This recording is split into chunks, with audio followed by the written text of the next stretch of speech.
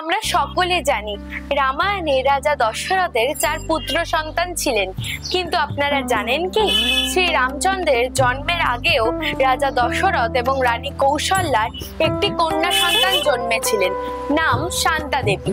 শান্তা দেবীর জন্মের পরপরই অঙ্গরাজ্যের রাজা রমাপদ এবং তার স্ত্রী বর্ষিণী দেবী কৌশল্যা দেবীর সঙ্গে দেখা করতে অযোধ্যায় আসেন এবং তাদের সন্তান না হওয়ার দুঃখ প্রকাশ করেন।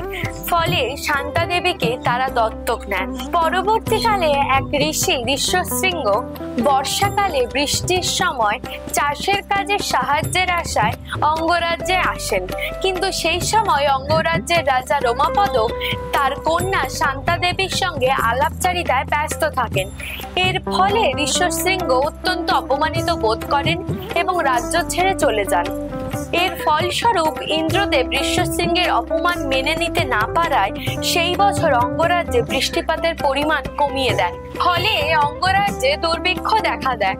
এরপর রাজা রমাপদ নিজের ভুল বুঝতে পারেন এবং ঋষি ঋষ্যশৃঙ্গকে তুষ্ট করতে এবং রাজ্যের খরা দূর করতে একটি যজ্ঞের আয়োজন করেন। পরবর্তীকালে তিনি ঋষি ঋষ্যশৃঙ্গের ক্ষমতা বল আর খ্যাতি দেখে তার নিজের কন্যা শান্তা দেবীর সঙ্গে তার বিয়ে দেন। এদিকে রাজা দশরথের কোনো পুত্র সন্তান না থাকায় তিনি বিচলিত হয়ে পড়েন।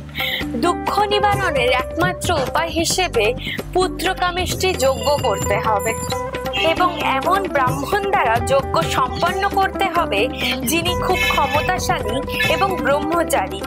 রাজা দশরথের সাহায্য করতে রাজা রমাপদ এগিয়ে আসেন এবং রাজা রমাপদ ঋষি ঋষ্যশৃঙ্গকে যজ্ঞ করতে বলেন, যার অমৃত ফলে লাভ হয় ভগবান শ্রী রামচন্দ্র, ভরত, লক্ষ্মণ এবং শত্রুঘ্ন। আমাদের আজকের ভিডিওটি যদি আপনাদের ভালো লেগে থাকে তাহলে হিস্ট্রিলজিক্যাল চ্যানেলটি অবশ্যই সাবস্ক্রাইব করবেন এবং আপনি যদি ভগবান শ্রী রামচন্দ্রের পরম ভক্ত হয়ে থাকেন তাহলে কমেন্টে অবশ্যই জয় সিয়ারাম লিখবেন আর আমাদের পাশে থাকবেন। ধন্যবাদ।